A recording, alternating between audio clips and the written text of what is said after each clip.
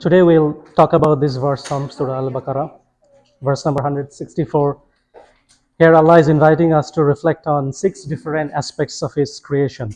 The creation of the heavens and the earth, changing of night and day, ships floating on water, carrying huge payload, water that has come down from sky to earth. Then also talking about winds and clouds. At the end, he says that in all these there are signs for those who use their minds.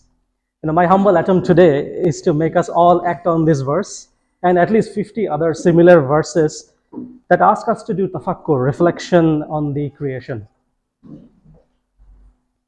If you look at this verse, you can see that there are indication of at least 6 different branches of science. If you want to learn about creation of heavens and earth and alternation of day and night, you need to study some amount of cosmology and astronomy. If you want to understand ships floating on the sea carrying payload, you need to understand some physics.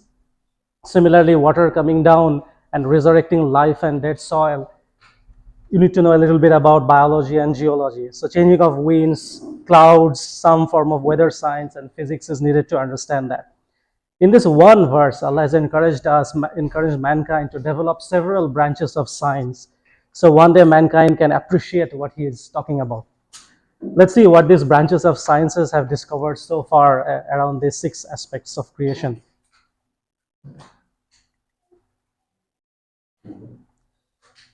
Let's start with the first part, Inna fi khalqis samawati wal ard, creation of the heavens and earth. In the Quran, there are so many verses where Allah invites us to look at the sky. In multiple surah, Allah asks us to reflect on how the sky is built, how it is raised. There are over 270 verses, 276 if I've counted correctly, in the Quran where the word sky or heavens come. Allah is proud of His creation of the universe. He tells us in this verse that the creation of the universe is much more significant than our creation. We brag about being the best creation, but no, actually the universe is much more significant creation. And naturally Allah asks the question, why don't we look at the sky, how it is built and how He has beautified it? Why don't you reflect on it? Just by looking at the sky and thinking about the sky, you can act on so many verses of the Quran. And nowadays it is difficult to appreciate why is there so much emphasis on looking at the sky and thinking about the sky. Because of the light pollution, we cannot see the sky clearly. You can actually go near Brighton. There is a place called Devil's Dyke where there's very little light pollution and you can see the Milky Way. And you can even see a little bit of Andromeda galaxy. It's just 1.5 hours drive from here. If anyone is interested to go there at night and do some tafakkur about this sky, please let me know. I'm happy to join with you.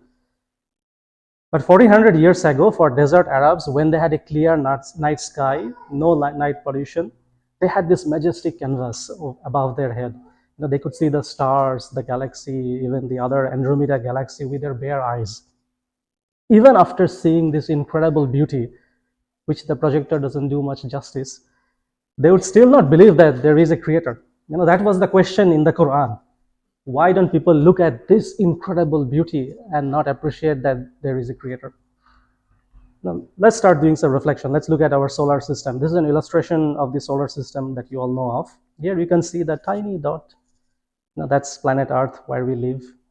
Earth is so insignificantly small compared to, for example, the sun. Let's put the Earth next to the sun to show you how small the Earth is.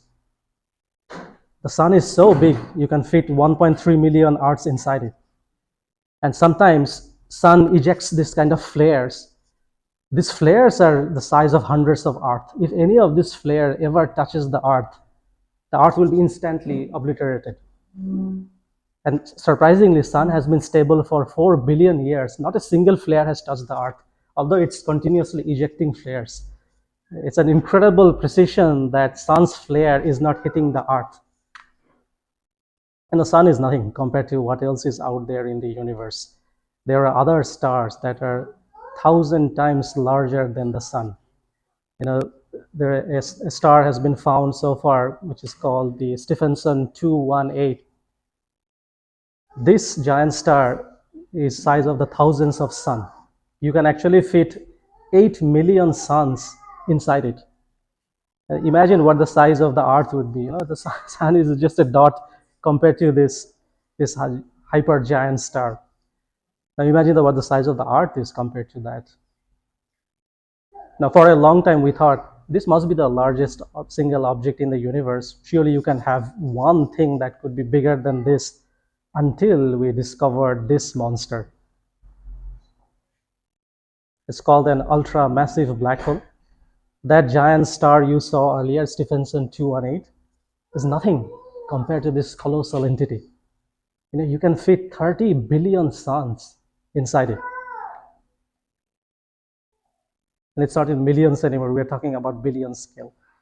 Now, this is the single largest object that has been discovered so far. It's mind-boggling how big Allah's creation is. And for a black hole to become this big, it has to devour an entire galaxy. It must have consumed a whole galaxy to grow this big. Now, what is happening in the universe? The billions of stars, planets, millions of black holes together form a galaxy. A galaxy is so large, it's just beyond our comprehension. We can spend millions, maybe billions of years just flying around our galaxy and exploring it, and we'll never finish it. We'll never cover even just one galaxy. It will, even if we spend billions of years traveling through space. To help you appreciate how large a galaxy is, let's see a size comparison to get a feel how big our galaxy is. Imagine our galaxy is the size of North America continent. How big our solar system is, let's see. So we are zooming into the galaxy.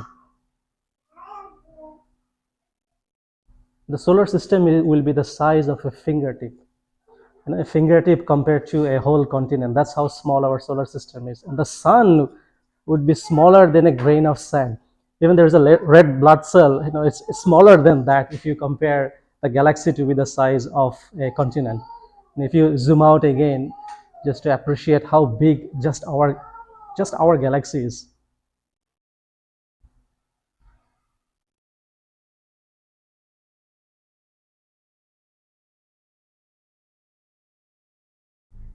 That's how big a galaxy is, just a single galaxy. This is a picture of a small part of the universe. It looks like a web of millions of stars, but these are not stars. Every single dot is a galaxy that has hundreds of billions of stars and planets inside them. That's how big the universe is. By the way, this picture reminds me of this verse. You must have read this in Juzama, As-Sama'u Zatil Hubuk. Now, hubuk is used to refer to creases in sand or streaks in our hair. If you look at the way galaxies are laid out, they almost look like creases in sand. It's almost a similar pattern. So Allah is inspiring us to look at the sky. You will not see hubuk. For 1400 years, nobody saw hubuk in the sky until we discovered satellite to detect what the pathways are in the sky. If you zoom out to the universe, everywhere you see this cosmic web of galaxies. Everywhere it's like this. Now let's go from here back to our planets. One of these dots will be our galaxy. In that giant galaxy, one of the dots would be the sun. And next to the sun, one of the dots would be our planet. And on the planet, we are just a dot. How small we are compared to Allah's creation. All right, let's talk about the second part, the creation of the Earth. Earth is a very, very special planet. For example, Earth has liquid water on its surface. None of the planets in the solar system or the thousands of so-called Earth-like planets that has been discovered so far have liquid water on their surface. They have water inside the planet, water as frozen lakes or ice, but not as liquid on the surface. Scientists now claim that if we are looking for life on other planets, we must look for liquid water. Without liquid water, life as we know it wouldn't exist. Now, in this verse, Allah is telling us that every living thing is created from water. Of course, there are genes made of smokeless fire and angels made of light, but what we think of life when we look around the plants and the animals, they're all made from water. By the way, there are other planets, even moons, where water has been discovered, but those waters are inside the planet or as a frozen in certain pockets, not on the surface of the planet. Now, having a large amount of water on a planet's surface requires some special arrangement. The planet must be within a particular distance from the sun that it's orbiting. If it's too close, the planet will be too hot to have liquid water. If it's too far, water will be frozen. So it needs to be in the habitable zone around the star. Our Earth is exactly in that habitable zone of the sun. The Earth is on an average about 150 million kilometers around from the sun. If it was just 1% further away from the sun, the oceans would freeze, carbon dioxide would dissolve into ocean water, further temperature will decrease, and the Earth will not be habitable for us anymore. Even if the temperature decreases by 3 degrees, humans are gone. So it will decrease by 7 degrees if it was just 1% further away from the sun. If it was 1% closer to the sun, all the glaciers will melt, sea level will rise, continents will go underwater, and the CO2 level will also rise, more temperature will increase, the Earth will no longer be habitable for us. So Earth is precisely put at the perfect distance for liquid water and a beautiful atmosphere to exist for us to live on this planet. That's the level of precision has gone into creating the sun and the Earth and putting the right distance between them. Now, getting plenty of liquid water on a planet's surface is one thing, but maintaining it for billions of years in liquid form, that's is another big challenge. You need a mechanism where water is absorbed into the planet so that not too much water gets vaporized into the space. And also you need a mechanism where those absorbed water gets sent back to the surface in a steady rate for billions of years. How is that happening on the Earth? Let's see, the planet needs to have a rocky layer that will need certain minerals which will absorb the water like sponge. So it will absorb the water and hold it there and steadily release back to the surface.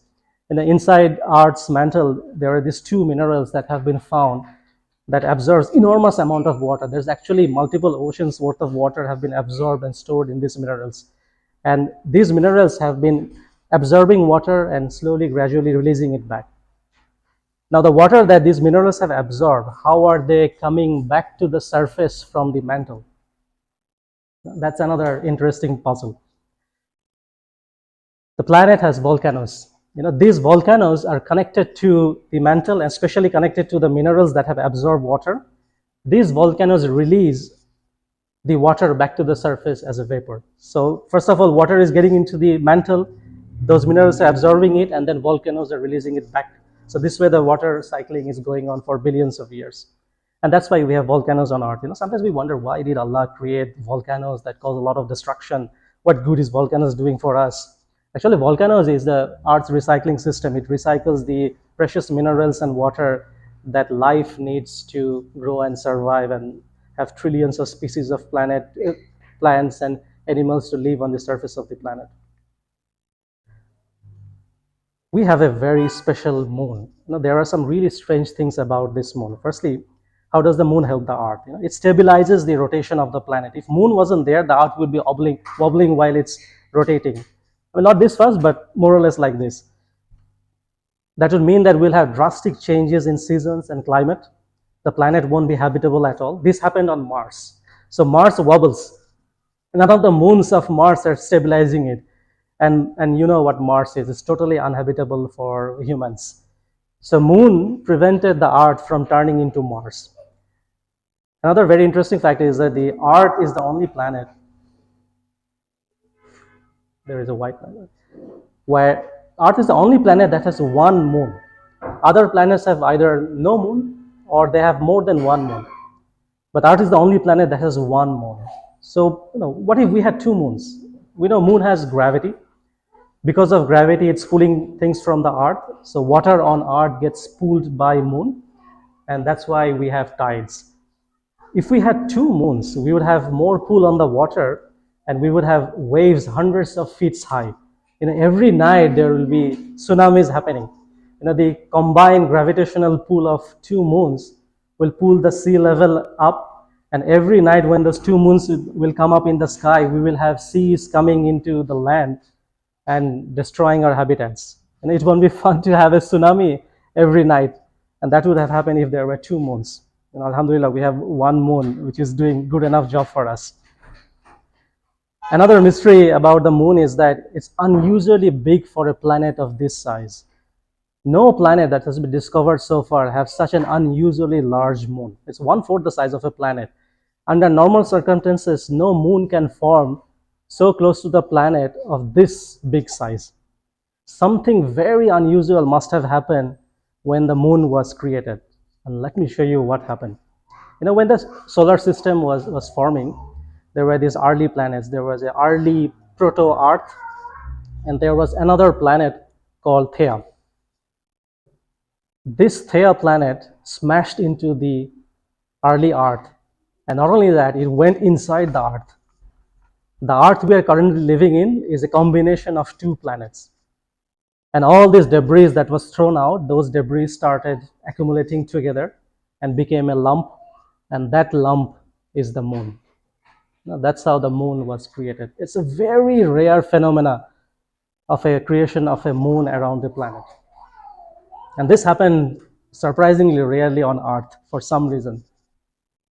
This is called the giant impact theory. You will find hundreds of papers written on this. It's such a rare incident in the universe. We have not found any other cases like this. There are more surprising things about the moon. The moon is 400 times smaller than the sun, and surprisingly, sun is exactly 400 times further than the moon.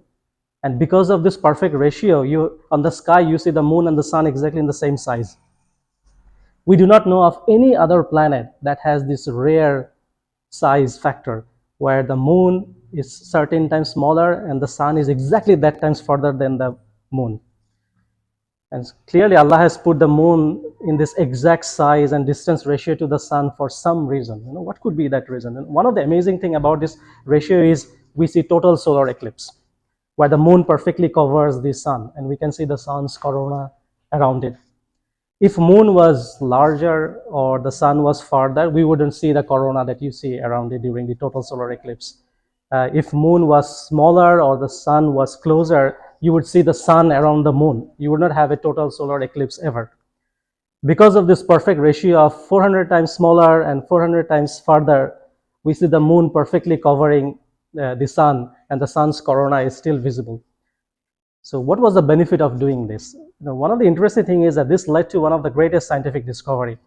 Einstein claimed that large heavy things in the universe like stars and galaxies, they have such an immense gravity that they can bend light around them. When light passes around them, the light actually bends. And there was no way to test or prove this theory until in 1919 when scientists looked into the total solar eclipse. They were able to see stars that are actually behind the sun, and they were surprised, why is that? And then they realized those stars light is bending around the sun and coming to the earth, and that's why they were visible although they were behind the sun. This made Einstein an international celebrity. Besides, it actually changed astronomy forever. Astronomers are now able to observe the universe more accurately, calculate distance of stars and galaxies, and explain so many things that's happening in the universe which wasn't possible before. If Allah didn't put the moon and the sun in this exact ratio, we wouldn't have one of the most important discoveries in science. And we would have a very wrong understanding of the universe and how far galaxies are, how big the universe is. We would never have an accurate estimate unless we had this rare size ratio of the moon and the sun. Scientists did one of the greatest experiments in the history of astronomy and physics. They used a supercomputer to create an artificial universe. Now, they started the universe as we believe it was 500 million years after Big Bang, and then they unleashed all the laws of physics and everything we know about astronomy on this. The idea was to see if this model universe eventually becomes the universe that we see today. You can see, stars have started forming. Some stars are exploding and triggering development of other stars, and eventually you will see the galaxies will start forming. The idea was to see that does this model eventually become the universe that we see today? And interestingly, it did. It did become nearly the universe that we see today, and which proved that, okay, our understanding of physics and astronomy is more or less correct. Now, this experiment showed something really amazing. It answered one very important question. The question is, are we alone in the universe? Was there another planet like Earth in that simulation, in that model universe? Was the Earth-like planet was created in that model? The researchers found that there should be around 700 quintillion rocky planets in the universe, and a quintillion is 700 million. That's how large the number is. This many number of rocky planets are estimated to be there on the universe. Not a single one of them is like Earth. In that model, not a single one of them came close to Earth. So everything we know about physics, chemistry, astronomy, nothing results in the Earth like ours, which is a very interesting discovery. It is so strange that the scientists who did the experiment, they say that either we are the result of a very improbable lottery draw, or we don't understand how the lottery works, which my kids didn't understand at all. It basically means that Earth shouldn't be here. We have no explanation how a planet like this came about. So the question is, why is Earth so rare? Because to have complex life on a planet, the planet needs to satisfy a lot of conditions. It needs to be a rocky planet, right distance from sun. The solar system has to be a right distance from the center of the galaxy where there's a lot of explosion happening. The planet needs to have iron and various other chemicals. It needs to have seasons. It needs to have liquid water. This goes on. There are hundreds of conditions that have been found so far that a planet must meet in order to sustain complex life like us. And surprisingly, Earth satisfies every single condition. Now that no other planet in that 700 million planets satisfied. This is a very, very special planet. But it is possible that maybe the what we think life is, there could be very different types of life on other planets. And Allah's creativity has no limits. Maybe there are lives that we just can imagine. Maybe one day there could be very different type of life out there. But as of now, what we know about life, life based on water and carbon, there is no other planet in the universe. We are unique among 700 million planets. Allah created the perfect conditions in our Milky Way galaxy, in our solar system, in our sun, in our moon, in our planet, so that one day we can come and live on this precious planet. So kids, we have only one planet. Please do look after this planet. This is mentioned in this verse. سَخَّرَ لَكُم مَا فِي السَّمَاوَاتِ وَمَا فِي الْأَرْضِ جَمِيعًا مِّنْهُ. Now Allah has subjected literally everything in the universe and in our planet for our benefit. And it's a gift from Him, Azza wa Jal, for mankind. This planet is a gift to us. إِنَّ فِي ذَلِكَ لَآيَاتٍ لِقَوْمٍ يَتَفَكَّرُونَ. And in this there are incredible signs for those who reflect. Now, alhamdulillah, today we are joining among the people who reflect about His creation. Now we are meeting one of the Quranic expectation, the people of tafakkur, inshallah. Let's talk about the second part of that verse in Surah Al-Baqarah, وَإِخْتِلَافِ اللَّيْلِ وَالنَّهَارِ, alternation of days and night. What if there was no alternation of day and night?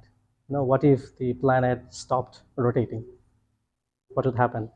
First of all, there will be extreme temperature difference. The dark side facing the sun will be totally frozen, wasteland, and the side that's facing the sun will be full desert, burnt, complete wasteland. Only the band between the light side and the dark side, where there will be some moderate light and some moderate cold temperature, that will be the only place where some life can live. And there will be another big problem. We wouldn't have an atmosphere if the wasn't rotating. Let me see if I can make you hear this. Only our magnetic shield, the magnetosphere, saves us. Without it, the solar wind would blow our atmosphere away, and without an atmosphere, liquid water could not exist on the surface. So you see, we really need the planet to rotate, so we have alternation of day and night. And without this alternation of day and night, this planet would not be habitable at all. Now, why does the length of the day and night change? We have this very weird problem here. Now, we know the Earth is tilted on its axis where it rotates, 23.5 degrees to be exact.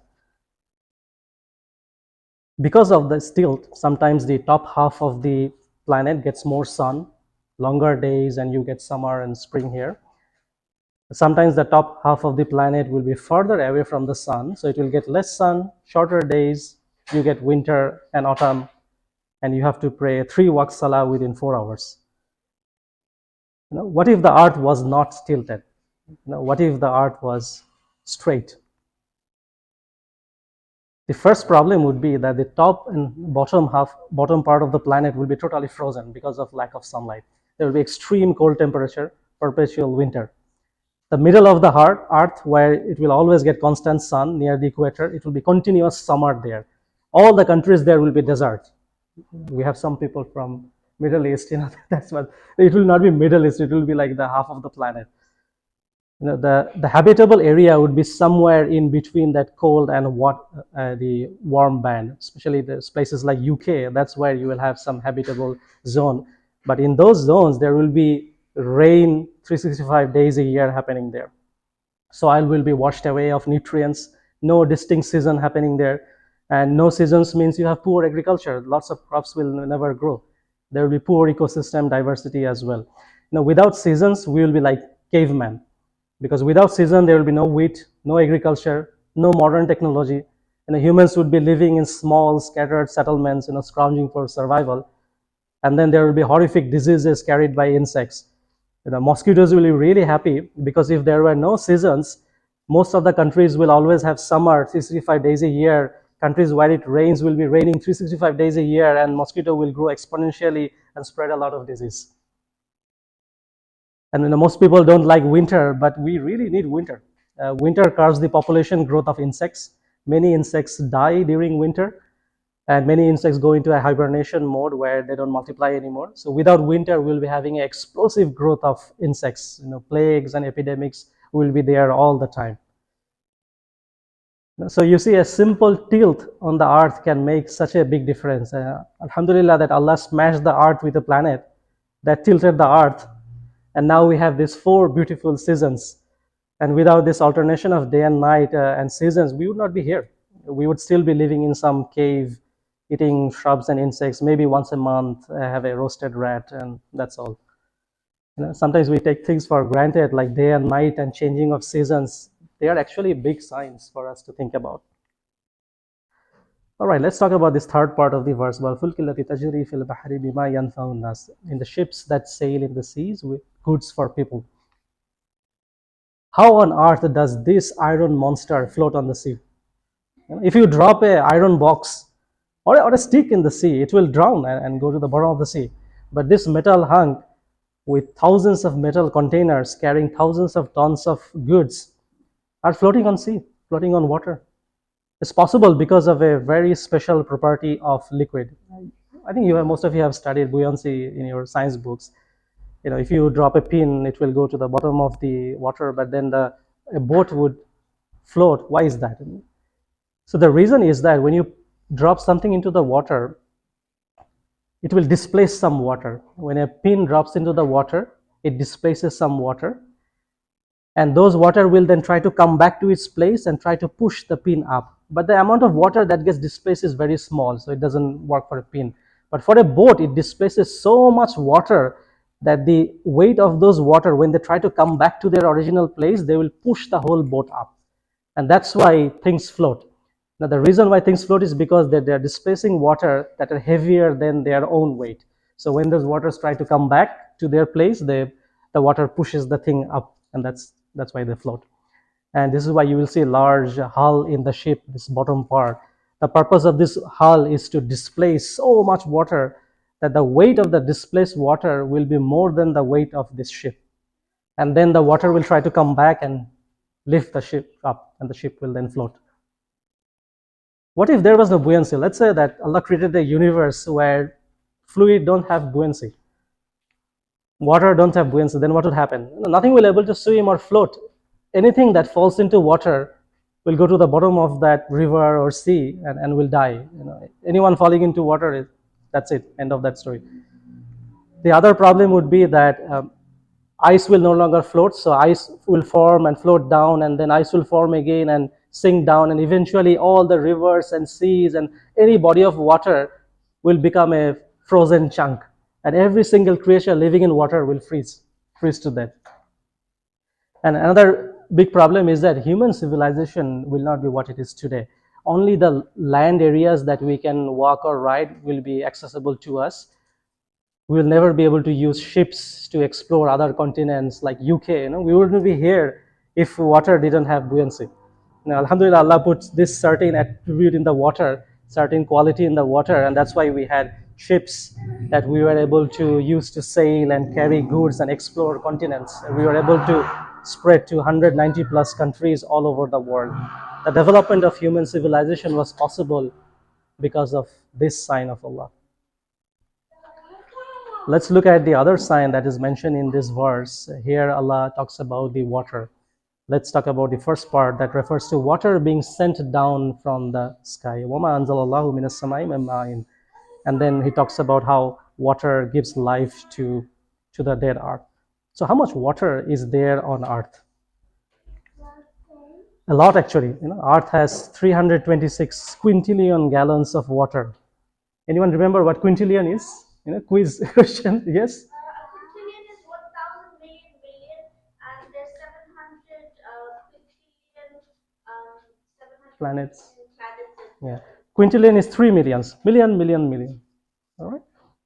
Or a trillion million, something like that. It's a very big number. So that's the amount of water is there. It's a very large amount of water, and even not in the surface of the planet. Even scientists have found water is there in the mantle. We talked about this earlier. There are actually vast oceans inside the Earth, and it's calculated that up to half to 2.5 times of water that is there on the surface of the planet are actually there inside the Earth in inside Earth oceans. Where did all this water come from? Surprisingly, this is one of the greatest mystery in science. No one knows how Earth got all its water from. For a long time, till 2014, the predominant theory was that comets delivered water to Earth. Comets have ice is water, so water came from Earth. Problem solved. That's what we thought. But in 2014, scientists were able to land some satellites on Comet and study Comet more carefully, and they found that comets that have ice, they are actually very rare. They come from outside the solar system. So the chances of icy comets coming from outside the solar system, going past all these giant planets like Jupiter, Saturn, Uranus, avoiding all of them, and somehow hitting the Earth while Earth is rotating around the sun is very rare. It's not possible. So the calculation is that even if comet delivered water to the Earth, at most 10%. So where did the rest 90% come from? That's another puzzle we have. The other source of water is asteroid impact. Asteroids have ice. Ice is water, so asteroids must have delivered most of the water.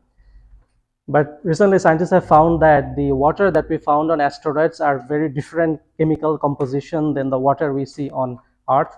Water actually has multiple types. We think water is just one thing, but there is actually different types of water there.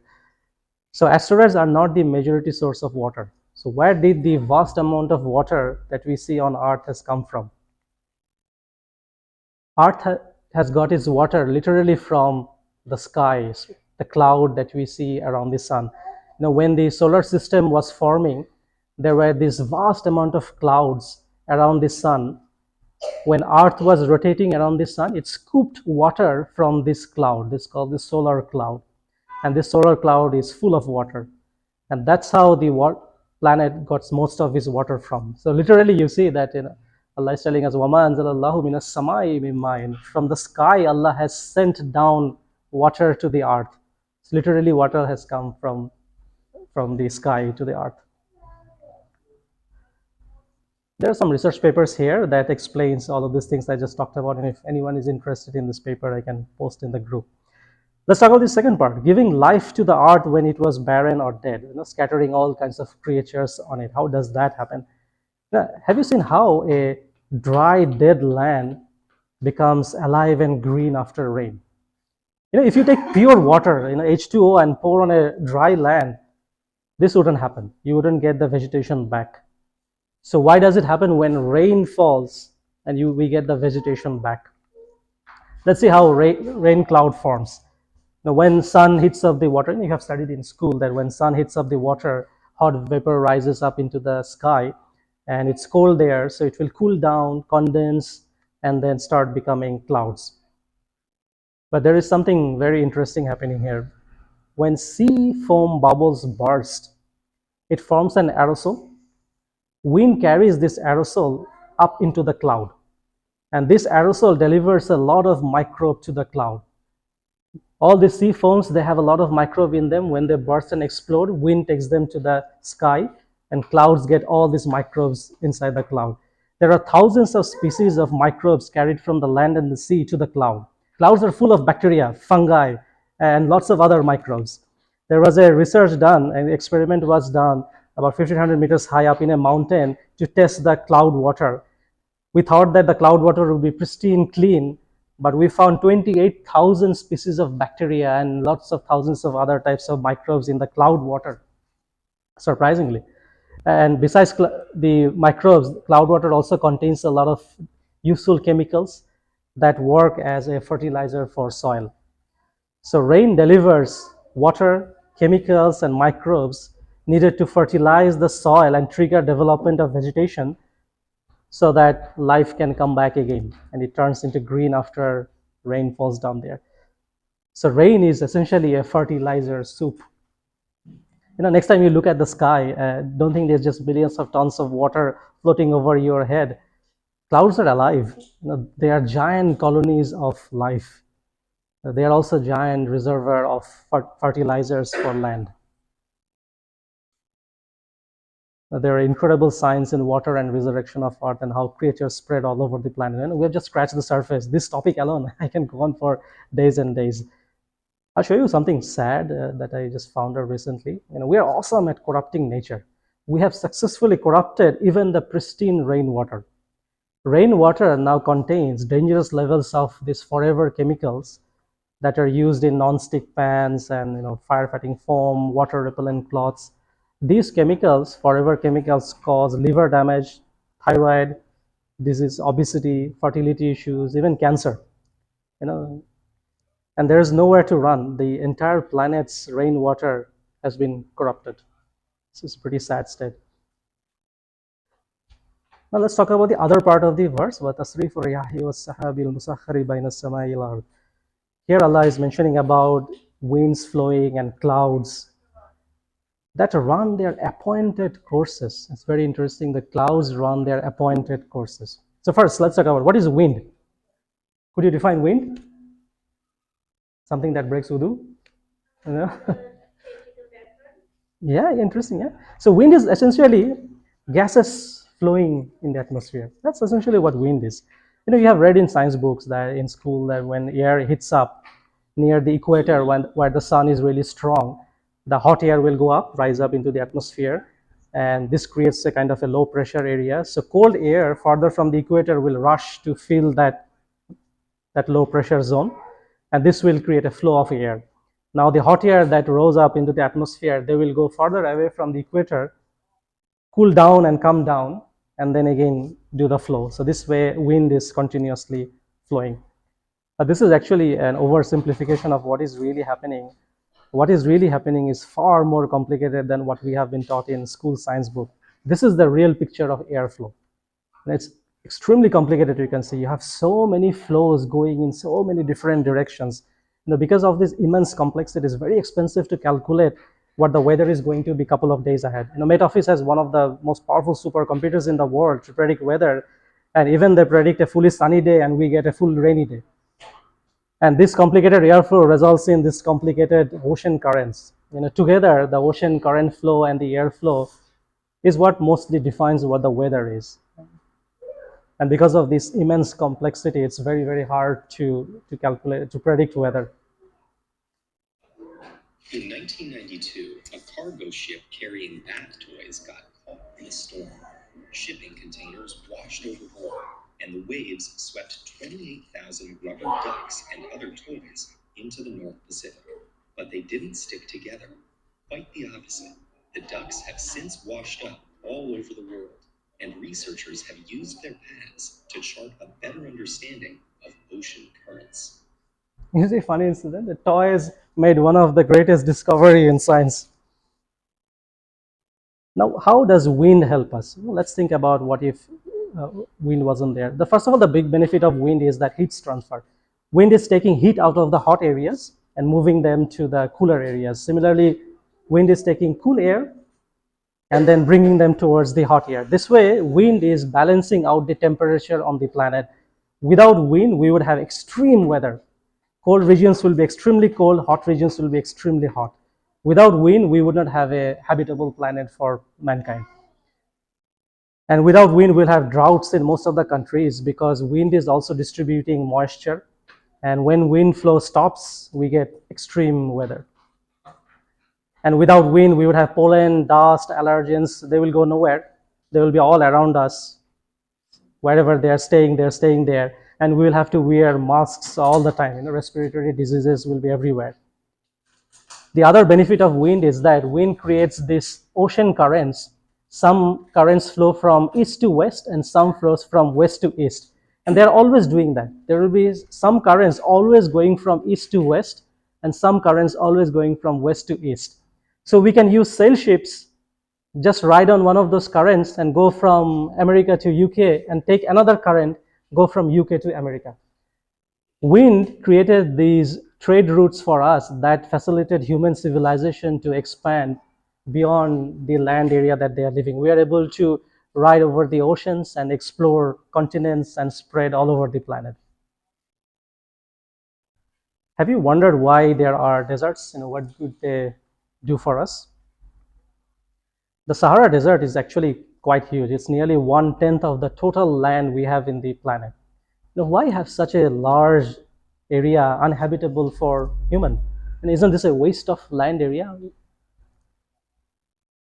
This is Amazon rainforest, the largest beautiful green rainforest. It's called the lungs of our planet. 20% of the oxygen produced by plants are produced here in this forest. And it's also is home to 2.5 million species of insects. 20% of world's birds live here. 40,000 different types of plants.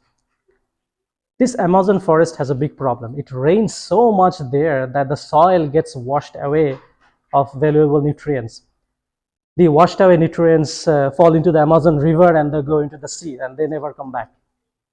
But all the plants and the creatures living there, they need a supply of nutrients. For example, soils need phosphorus. Phosphorus is a fertilizer for the soil. Without phosphorus, trees wouldn't grow. So how is the Amazon forest getting its supply of phosphorus? And here you will see another ingenious design of Allah. Amazon forest gets its phosphorus delivered from the Sahara Desert. The desert sand is rich in phosphorus. When desert storms lift up the dust high up in the atmosphere, it travels 3,000 miles over the Atlantic Ocean and lands on the Amazon forest. And it's amazing that Sahara Desert is delivering fertilizers to Amazon forest. And it's such a big thing that you can even see it from this space. And what's even more amazing is that Amazon forest each year loses about 22,000 tons of phosphorus because of the rain washing away the soil. And the Sahara Desert is delivering the same amount to the Amazon forest. What's an incredible balance here. So Sahara Desert is essentially keeping the Amazon forest alive, which in turn is keeping the planet alive. 20% of oxygen produced by plants are produced in this forest. We wouldn't have this forest if the Sahara Desert wasn't there. That's the incredible design of Allah, how He plans everything on the planet. And wind is doing this cross-continent DHL delivery of phosphorus. That's the design you have. Now, Alhamdulillah, we have concluded our reflection on this verse. Of course, we have just scratched the surface. There are endless wonders in Allah's creation. Inshallah, in future sessions, we will explore more of these wonders. This is our WhatsApp